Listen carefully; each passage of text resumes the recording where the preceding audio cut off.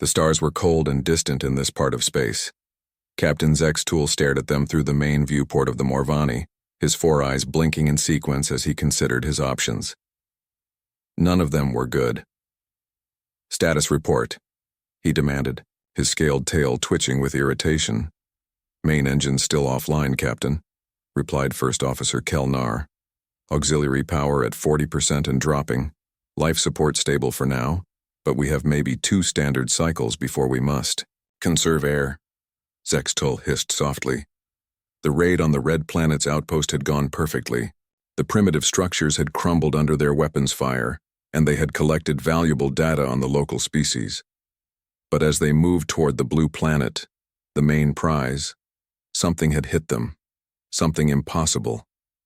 The scans had shown no advanced defense systems, no orbital weapons. Yet here they were, drifting helplessly in the asteroid belt of this backwater solar system. "And the cloaking device?" he asked. "Damaged but functional.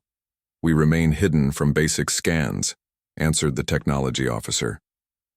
Zextool walked across the bridge, his claws clicking against the metal floor. The ship's lights flickered briefly, another bad sign. In the 12 star systems the Thalassian Dominion had conquered, they had never faced such a situation. They were always the hunters, never the prey. "We have no choice," he finally said. "Prepare a distress signal." The bridge crew stared at him in shock. Sending a distress signal meant revealing their presence, it meant admitting weakness. "But Captain," protested Kelnar, "the High Command—" "Will not receive our reports if we die here," Zextool snapped. "The locals appear to have achieved radio communication at least. Their technology is primitive, but they might be able to assist with basic repairs. If not, we can always take their ship and crew once they arrive." The communications officer nodded and began composing the signal. Zextool returned to staring at the stars. The Blue Planet, Earth the locals called it, continued its lazy orbit around the yellow sun. So much water, so many resources, so many potential slaves for the labor camps. It would have been his greatest achievement.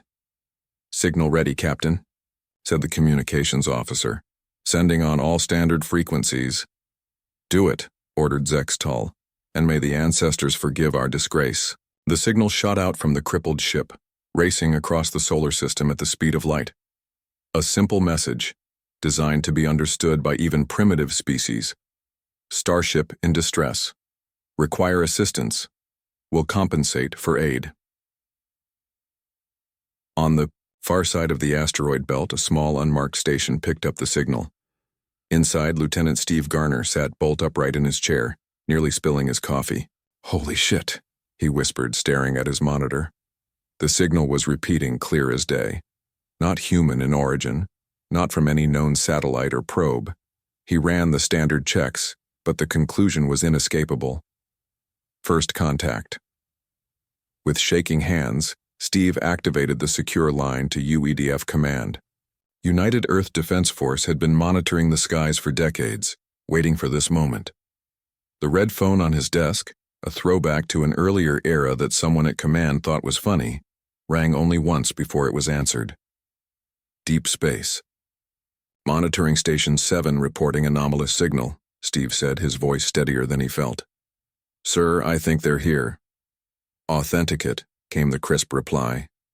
"Autumn sunrise," Steve answered, giving the daily code phrase. There was a brief pause. "Uploading signal now." The line went silent for nearly a minute. Steve waited, his heart hammering in his chest. "Received and confirmed, Lieutenant Garner," the voice finally said. "Hold position and continue monitoring. Backup is inbound to your location. Do not attempt contact. Repeat, do not attempt contact." "Understood, sir," Steve replied. The line went dead. Steve leaned back in his chair, looking at the signal patterns dancing across his screen. Aliens, real aliens, and they needed help. In Washington, D.C., Admiral Carol Peterson stood before the wall of screens in the UEDF command center. The signal played again, translated by their most advanced computers. "They're asking for help," said Liam Wright, the lead communications officer. Basic distress call. Their propulsion system is damaged. They're stuck in the asteroid belt. Peterson's eyes narrowed. And they just happened to break down in our solar system? After the attack on Mars Station? The room fell silent. 3 weeks ago, Mars Station had gone dark. When the rescue team arrived, they found only destruction. 23 people dead, the facility in ruins. The official story was a meteorite strike, but everyone in this room knew better. The weapon signatures were alien, and now they had aliens on their doorstep. They don't know we detected their attack, said General Frank Winters, standing beside Peterson. This could be an opportunity. Peterson nodded slowly. Ready the judgment, she ordered. Full crew, weapons hot but concealed. I want them to think we're coming to help. The UES Judgment sat in its secret dock beneath the lunar surface. Earth's first and only true interstellar vessel, it had been built using a combination of human innovation and technology gleaned from careful observation of the stars. For decades, humanity had listened, watched, and prepared. They had seen the pattern of disappearing civilizations, had intercepted fragments of distress calls from distant stars. They knew they were not alone, and they knew not all their neighbors were friendly. Captain Maria Torres walked through the ship's corridors, nodding to crew members as they prepared for launch. The judgment had never been used for its intended purpose until now. It was humanity's answer to the question, what do we do when they come for us? Her second-in-command, Frank Douglas, fell into step beside her. All systems ready, Captain, he reported. Crew at stations. Admiral Peterson has transmitted the coordinates and first contact protocols. First contact, Maria said with a humorless smile. Is it really first contact when they've already killed our people? Frank's expression darkened. The crew of Mars Station deserves justice. And they'll get it, Maria assured him. But first we play this smart. The aliens think we're primitives coming to help. Let's keep it that way until we know what we're dealing with.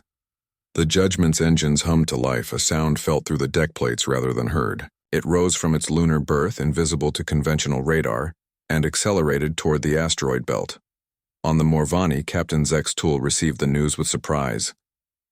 They've responded already? He asked. Yes, Captain, the communications officer replied. Basic transmission, but clear enough. They're sending a vessel to assist. Zextul's mouth parts formed what passed for a smile among his species. Excellent. Prepare the holding cells. We may acquire some interesting specimens after all. As the Judgment sped toward its meeting with the stranded alien vessel, neither crew knew that this encounter would change the course of galactic history. The humans brought not just assistance, but judgment, and the Thalassians were about to learn that appearances could be very deceiving indeed. The UES Judgment moved silently through space, its advanced engines barely leaving any heat signature. Captain Maria Torres stood on the bridge, her hands clasped behind her back as she watched the main screen. The alien ship was now visible, a strange, almost organic-looking vessel with curved lines that reminded her of a sea creature. Magnify, she ordered. The image zoomed in, showing damage along one side of the alien craft. Scorch marks and twisted metal suggested some kind of explosion. Analysis? Maria asked. Chief Engineer Olivia Clark studied her readings. The damage is consistent with a feedback pulse from our Mars defense grid. It looks like they tried to use some kind of energy weapon and it backfired. Maria nodded. The Mars defense system had been a closely guarded secret, a prototype designed to redirect enemy fire back at its source. It seemed the system had worked even as the station itself was destroyed. Life signs, she asked. Approximately 87 aliens aboard, reported Science Officer Paul Green. Different from anything in our database, but their biology appears reptilian-based. And the containment units? Maria's voice was cool, professional. Paul's expression hardened. Empty. But they're there. At least 200 pods designed for transporting living specimens. The bridge fell silent. Everyone knew what that meant. These weren't explorers or diplomats, they were hunters. Take us in closer, Maria ordered. Maintain defensive screens but keep weapons concealed. Let's see how they react to our arrival. On the Morvani, Captain Zextol watched with growing interest as the human vessel approached. It was larger than he'd expected, sleek and black against the stars. Curious design, he remarked. Scan them. The technology officer worked his controls. Scans show basic metal hull, minimal energy readings.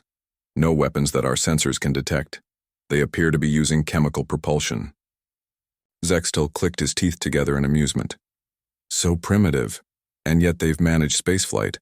They might be worth studying before we harvest their world. They're hailing us, Captain, reported the communications officer. Put them on screen. Let's see what these creatures look like.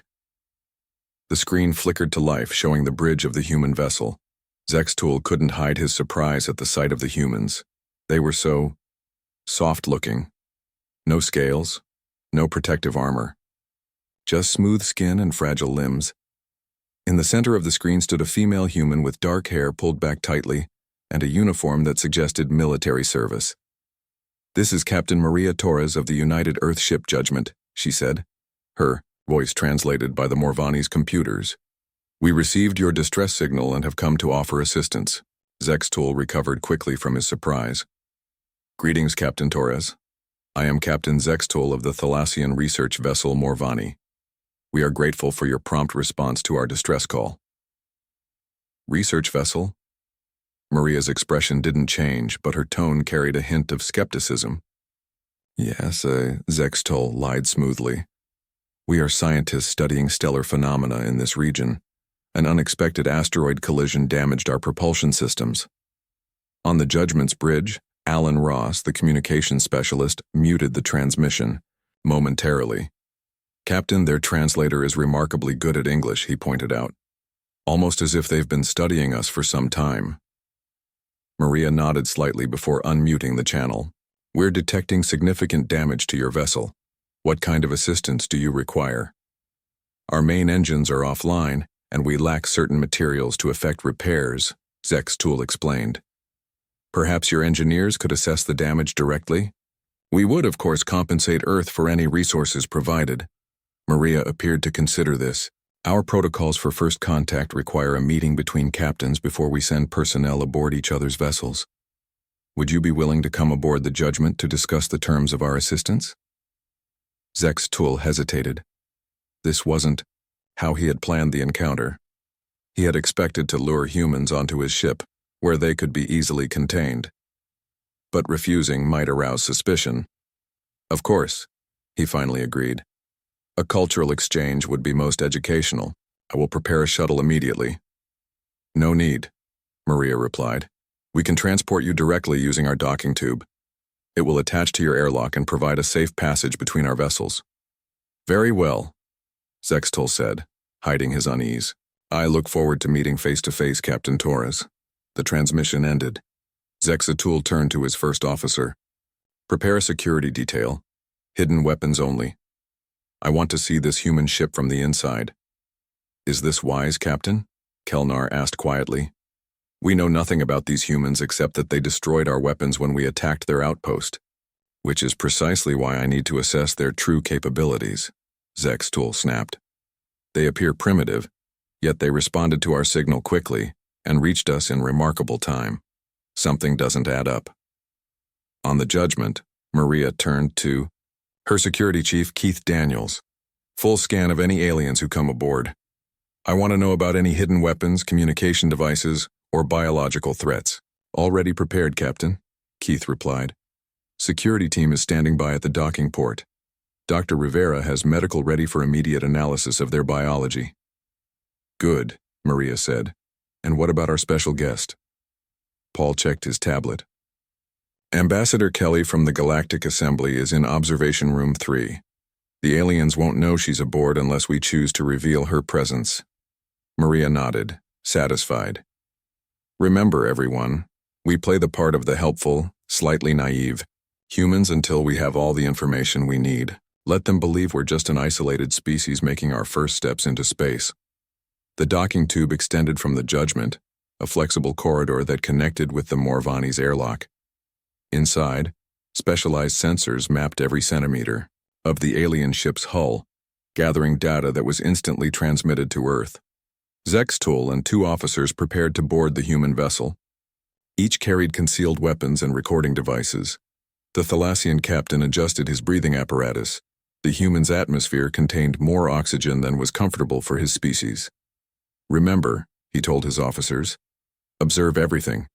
Note their technology level, their numbers, their weaknesses. Soon this ship and its crew will belong to the Dominion." The airlock doors slid open. Zextul stepped through, expecting to see a primitive spacecraft with crude technology. What greeted him instead was a sleek, well-lit corridor with silent doors that opened automatically as they approached. The humans waiting to greet him stood straight and professional, without showing the fear or awe he had anticipated. "Welcome aboard the Judgment, Captain Zextul," Maria said, extending her hand in the human greeting gesture. "I hope this will be the beginning of a productive relationship between our peoples." Zextul stared at her hand momentarily before mimicking the gesture awkwardly. "Indeed, Captain Torres. I'm certain this encounter will be educational for us all." As they walked deeper into the human ship, Zextul couldn't shake the feeling that something was very wrong. These humans moved with too much confidence.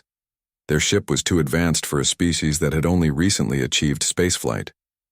And most troubling of all, they didn't seem surprised or frightened by the appearance of aliens. It was almost as if they had been expecting visitors from the stars all along. Captain Zextul sat across from Maria Torres in the conference room of the Judgment. The room was simple but comfortable, with a large table and chairs designed to accommodate various body types.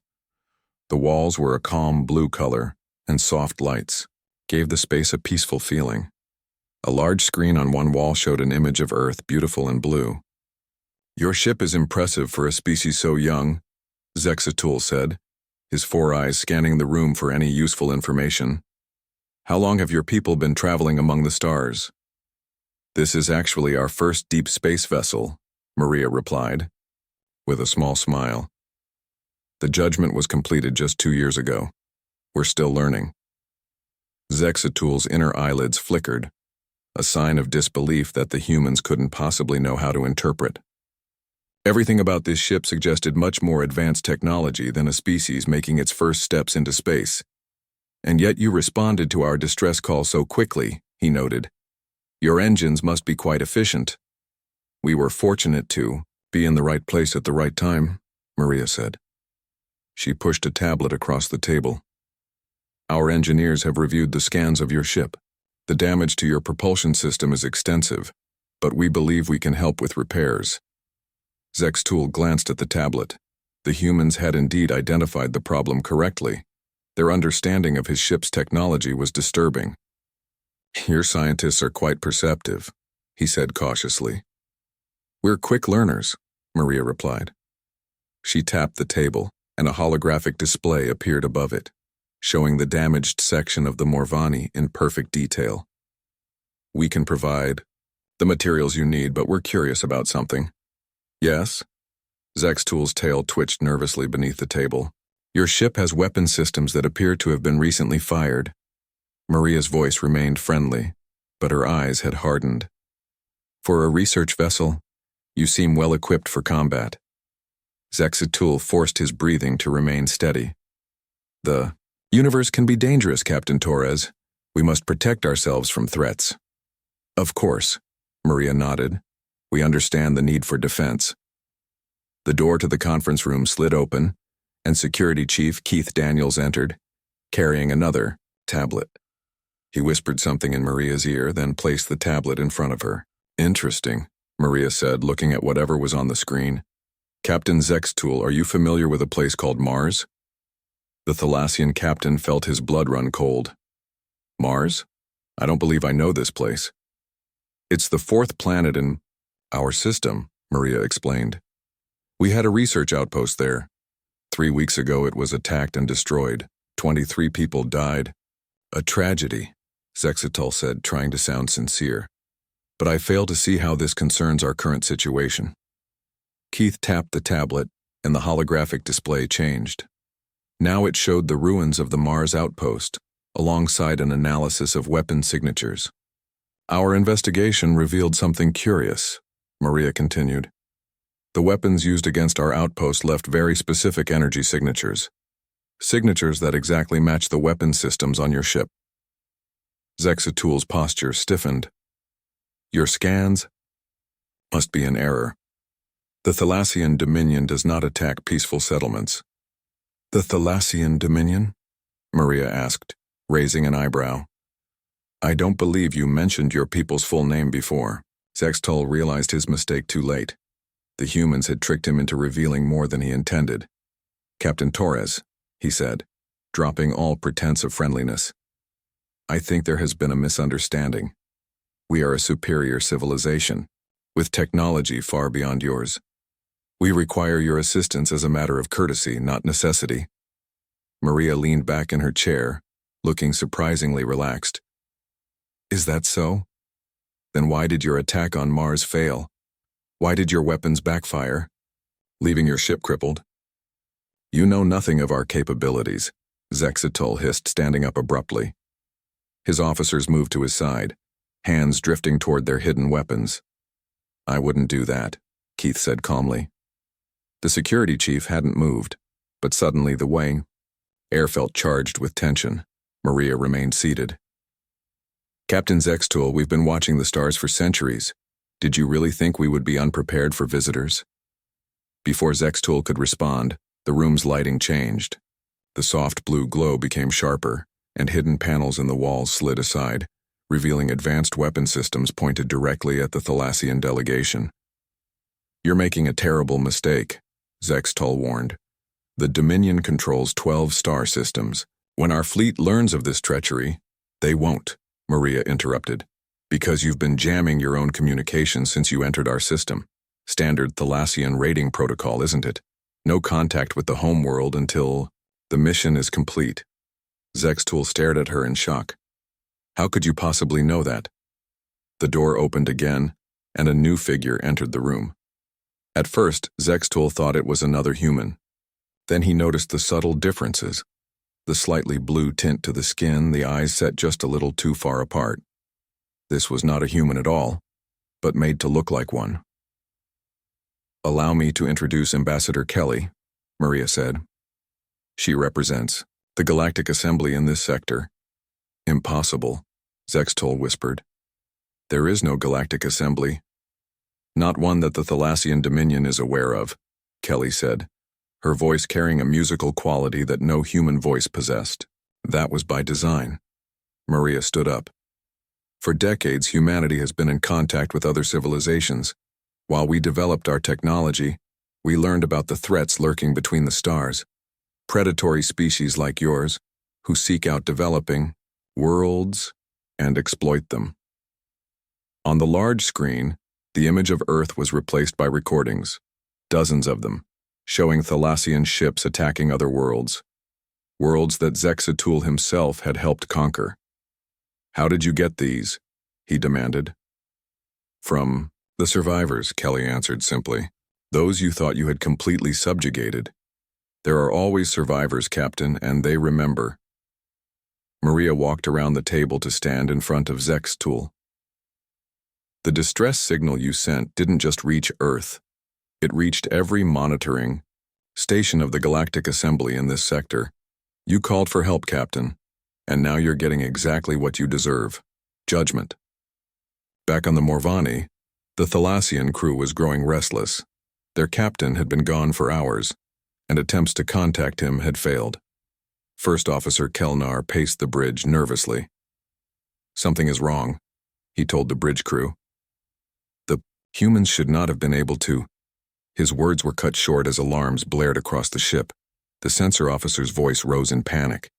Multiple vessels decloaking around us. Not just the human ship. There are 7 others. The main screen showed the impossible sight. Ships of various designs, none of them human, appearing out of nowhere to surround the Morvani. Their weapon systems were active and locked onto the Thalassian vessel. This can't be happening, Kelnar whispered. Humans are primitives. They can't have allies among the stars. The communications officer looked up from his station, his scales pale with fear. "Sir, we're receiving a transmission from Captain Sextol. Put it through," Kelnar ordered. The screen changed to show their captain standing on the bridge of the human vessel. Behind him stood Captain Torres and the strange blue-tinged alien she had called an ambassador. "This is Captain Zextul," he said, his voice tight with suppressed rage. "The humans are not what we believe them to be. They have powerful allies and advanced technology. Do not resist. I repeat, do not resist." Kelnar stared at the screen, in disbelief. "Captain, what is happening?" Maria Torres stepped forward. "Your ship is now under the jurisdiction of the Galactic Assembly. Power down your weapons and prepare to be boarded. Any resistance will be met with immediate force." As the transmission ended, Kelnar sank into the captain's chair. Around the Morvani, the alien ships moved closer, their intentions clear. The Great Thalassian Dominion, conqueror of 12 star systems, had sent a distress signal and received judgment instead. The massive ship Concordance appeared at the edge of the solar system 6 hours after the capture of the Morvani. It dwarfed all other vessels present, its sleek design suggesting both power and grace. As it approached, even the human crew of the Judgment watched in awe. "I never get tired of seeing it," Maria said to Ambassador Kelly as they stood on the observation deck. "The Concordance represents the combined efforts of 27 species," Kelly replied.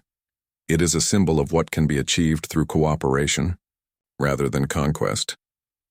Captain Zextul sat in a secure room nearby, guarded by 2 human security officers. His wrists were bound with restraints that adjusted automatically to prevent escape while avoiding injury. He watched through a small window as the enormous ship came into view. "Impossible," he muttered. "All these years, all our raids, how could we not know?" Maria turned to him. "Because we didn't want you to know. The Galactic Assembly has been monitoring the Thalassian Dominion for decades. Your people's pattern was clear. Find isolated worlds, test their defenses, then attack if they seem vulnerable. So Earth was bait," Zextul realized, his inner eyelids blinking rapidly. "You wanted us to find you." "Not exactly," Maria corrected. "We didn't invite your attack on Mars, but once you revealed yourselves, we were prepared to respond. The Judgment received permission to dock with the Concordance." As the human ship was guided into one of the massive docking bays, Maria watched, the procedure with professional interest. Though humanity had been part of the Galactic Assembly for nearly 50 years, direct contact was still rare. Most communications happened through intermediaries like Kelly, who were specially trained to interact with developing worlds. "The Council is ready to receive the prisoner," Kelly informed Maria. "They've also requested your presence as Earth's representative." Maria nodded. "I'm honored. What about my crew?" "They are welcome to enjoy the diplomatic level of the Concordance. Many have never met humans before and would welcome the cultural exchange." Security Chief Keith Daniels appeared in the doorway. "Captain, the Thalassian crew has been transferred to holding cells on decks 3 and 4. Their ship is secure." "Thank you, Keith," Maria said. "Please escort Captain Zextul to the council chamber. Ambassador Kelly and I will follow shortly." As Keith led the alien captain away, Maria turned back to the window. The docking bay was filled with activity. Beings, of various species moving with purpose, vehicles transporting equipment, robots performing maintenance tasks. It was a vibrant, diverse community that few humans had ever witnessed firsthand. "Are you nervous?" Kelly asked, noticing Maria's thoughtful expression. "A little," Maria admitted. "This is my first time addressing the full council." Kelly smiled. "You'll do well. Humans have a unique perspective that many on the council value. Your species understands both the desire for peace and the necessity of defense." "We had good teachers," Maria replied. "If your people hadn't contacted us when they did, you would have found your own way," Kelly assured her. "That's what impressed us most about humanity, your adaptability, your drive to improve. Most species who survive predators like the Thalassians become predators themselves. Humans chose a different path." The council chamber of the Concordance was a vast circular room with tiered seating surrounding a central platform. Representatives From 12 species sat in their designated areas, each with environmental modifications to ensure their comfort. Some breathed different air mixtures, others required specific gravity settings or temperature ranges. Captain Zexatul was brought to the center platform, his restraints removed but a subtle energy field keeping him in place. He looked around, at the assembled council members, recognizing some species and finding others completely alien. "This gathering is impossible," he insisted when given permission to speak. "The Dominion scouts would have discovered you." A tall, willowy being with luminous skin that shifted between blue and green colors rose from the upper tier. This was Councillor Vara of the Proxians, one of the first species to join the assembly. "Your scouts did find us, Thalassian," Vara said, her voice like gentle wind chimes. "They found worlds that appeared primitive, with limited technology and no apparent defenses. What they failed to realize was that this was by design." Another council member, a small creature with multiple arms and eyes that shone like polished gems, added, "The assembly was formed precisely because of species like yours. Those who survived your raids shared their knowledge, their warnings. We learned to hide our true capabilities until we could protect ourselves." Maria and Ambassador Kelly entered the chamber and took seats near the Earth delegation. Dr. Jordan Bell, the xenoanthropologist who had been studying the Thalassians, sat with them. "The evidence against the accused is clear," announced the chief. "Arbiter, a being of pure energy contained within a specialized suit. The destruction of the Mars outpost, the containment units aboard their vessel, and the records of previous attacks all point to the same conclusion. The question before this council is not one of guilt, but of sentence." The Arbiter turned to Maria. "Captain Torres, as the representative of Earth, the most recent victim of Thalassian aggression, you may speak first." Maria stood and walked to a smaller platform near the center. For a moment she looked directly at Zextul, seeing not a monster but a creature following its nature, a predator doing what predators do. "The people of Earth understand the concept of justice," she began. "Throughout our history, we've struggled to balance punishment with rehabilitation.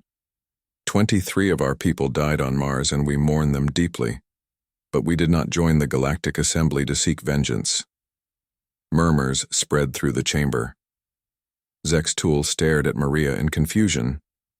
"Instead," she continued, "we propose that the Thalassian crew be returned to their homeworld, with modifications to their memories so they cannot reveal Earth's location or true capabilities. Their ship should be dismantled, its technology studied by the Assembly and shared among member worlds." Maria paused, looking at each council member in turn. "Most importantly, we propose that the Thalassian government be given a choice. Join the Assembly as a probationary member, under strict oversight, or face complete isolation behind a cordon of monitoring stations." The chamber erupted in discussion. Some council members appeared supportive, others skeptical.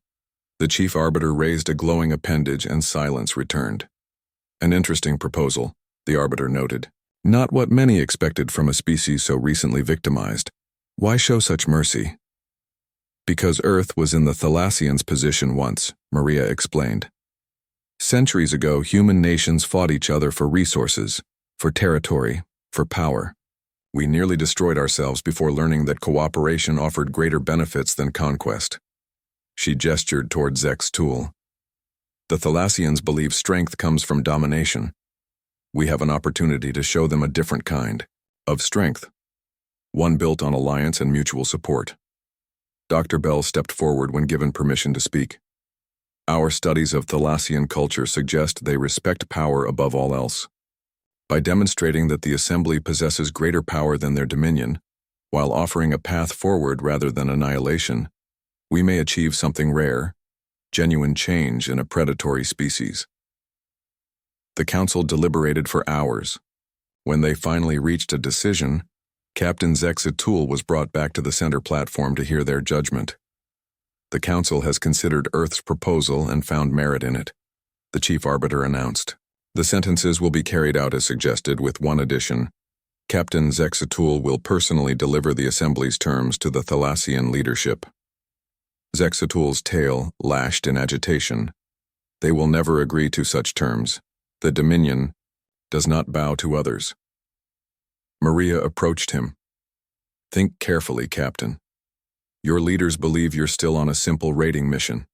When you return with evidence of the Assembly's power and reach, they'll face a choice: adaptation or extinction. Which do you think they'll choose? For the first time since his capture, uncertainty showed in Zexatul's 4 eyes. He had seen the Assembly's capabilities firsthand. He had witnessed what humans, supposedly primitive humans, had accomplished, through alliance rather than conquest. Perhaps, he said slowly, there are things the Dominion could learn from your Assembly. As the council session ended, Maria stood with Dr. Bell, watching the Thalassian captain being led away. Do you think it will work? Dr. Bell asked. Can a predator species really change its nature? Maria smiled. Humans did. 6 months after the capture of the Morvani, the UES Judgment returned to Earth orbit. Captain Maria Torres stood on the bridge, watching her home planet grow larger on the main screen. The blue-green world looked peaceful from space, giving no hint of the changes that had swept through human society since first contact became public knowledge. Approaching Earth Defense Station 1, reported Frank Douglas from the helm. They're sending docking instructions now. Take us in, Maria ordered. Nice and easy, it's good to be home. The crew had spent the last months at the edge of the solar system, working with Assembly representatives to strengthen Earth's defenses. Though the Thalassian threat had been contained, everyone knew there might be other predatory species lurking among the stars. Ambassador Kelly stood beside Maria, her holographic disguise deactivated to reveal her true form, humanoid but with blue-tinted skin, large eyes, and delicate gill-like structures along her neck. Your people have adapted remarkably well to the knowledge that they're not alone in the universe, Kelly observed. Maria smiled. Humans have been imagining alien life for centuries. In some ways, the reality was less shocking than our fiction. Still, not every species manages the transition so smoothly, Kelly replied.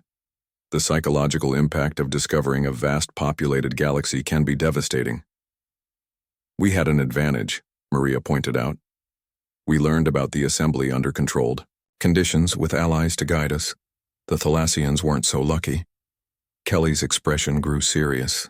Which reminds me, we've received word from the diplomatic team on Thalassia Prime. The High Command has finally reached a decision. Maria turned to her, hope and concern mingling in her expression. And? They've agreed to join the Assembly as probationary members, Kelly said, a smile spreading across her face. Captain Zexatul's testimony was apparently quite persuasive. The bridge crew exchanged glances of surprise and relief. No one had been certain how the proud Thalassians would respond to the Assembly's terms. Many had expected them to choose isolation over submission to galactic law. What changed their minds, Guadi? Asked Chief Engineer Olivia Clark. According to our sources, it was the technology sharing, Kelly explained. When they realized how far behind they were in certain areas, particularly medical science and energy production, their practical side won out over pride. Maria nodded thoughtfully. They're still predators at heart. They recognized a superior force and adapted to survive. Yes, Kelly agreed. But adaptation can lead to genuine change over time. It did for my people, and for many others in the Assembly. The Judgment docked smoothly with Earth Defense Station 1, a massive orbital facility that had been constructed with Assembly assistance. Through the viewport, Maria could see the station's busy activity, shuttles coming and going, work crews in spacesuits performing maintenance, and several smaller vessels of clearly alien design. I never thought I'd see this in my lifetime, Dr. Jordan Bell said as he joined Maria and Kelly at the viewport. Humans working alongside aliens in Earth orbit. It's like something from one of our old science fiction stories. Sometimes reality catches up with imagination, Maria replied. Are you ready for the debriefing? Dr. Bell nodded. My report on Thalassian psychology is complete. I believe their integration into the Assembly is possible, though it will take generations for them to fully abandon their predatory instincts. A message came through on Maria's communicator. The council representatives have arrived on Earth. They'll meet us at UEDF headquarters in 2 hours. Then we shouldn't keep them waiting, Maria said. Prepare the shuttle. Down on Earth, Admiral Carol Peterson stood in the newly constructed Assembly Embassy in Geneva. The building combined human architectural elements with alien aesthetics, creating a structure unlike any other on the planet. Through the wide windows, she could see Lake Geneva sparkling in the sunlight. Peter Kennedy, Earth's first official ambassador to the Galactic Assembly, adjusted his formal uniform nervously. Do you think we're ready for this? He asked Peterson. Full membership in the Assembly means responsibilities as well as privileges. We've been preparing for 50 years, Peterson reminded him. Ever since the first contact team found us. She remembered that day clearly. A small scout ship landing in a remote area, making contact with a select group of scientists and military personnel. The aliens had brought a warning about predatory species like the Thalassians and an offer of hidden alliance. Earth had kept its part of the bargain, appearing primitive while secretly advancing with Assembly guidance. Besides, Peterson added, we've proven ourselves. The Thalassian operation showed that humans can be trusted with Assembly secrets and responsibilities. Kennedy nodded. I still can't believe they went from trying to harvest us to joining the Assembly in less than a year. Captain Torres deserves much of the credit, Peterson said. Her approach at the tribunal changed minds throughout the Assembly.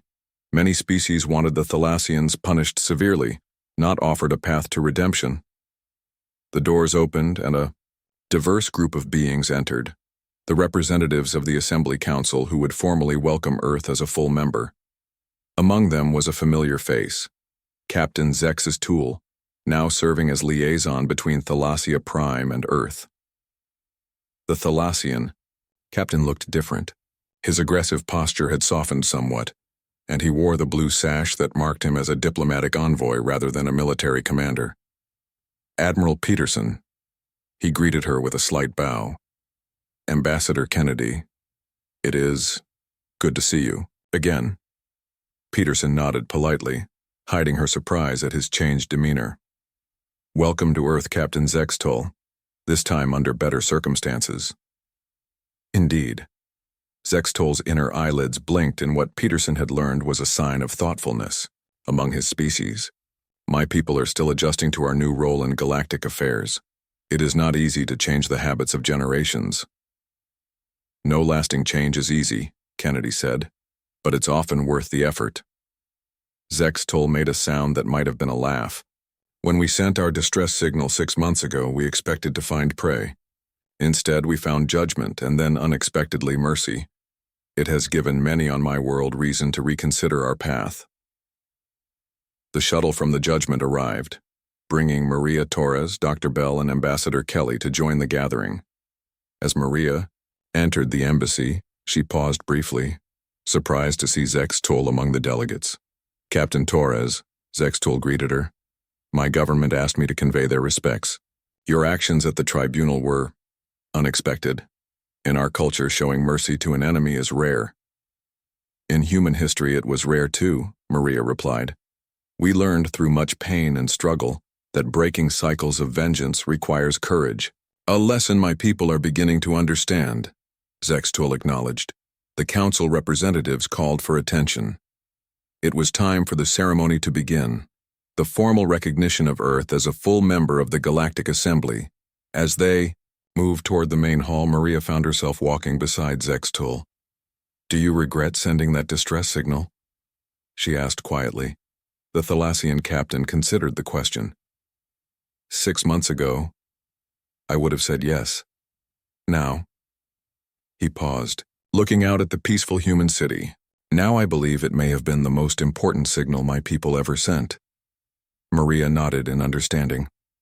The Thalassians had called for help, expecting to find easy prey. Instead, they had received judgment, and through that judgment, a chance at a better future. One distress signal had changed the course of 2 civilizations forever. As Earth formally joined the community of stars, both humans and Thalassians stood together. Former enemies, now cautious allies, united by the knowledge that the universe was both more dangerous and more hopeful than either had imagined.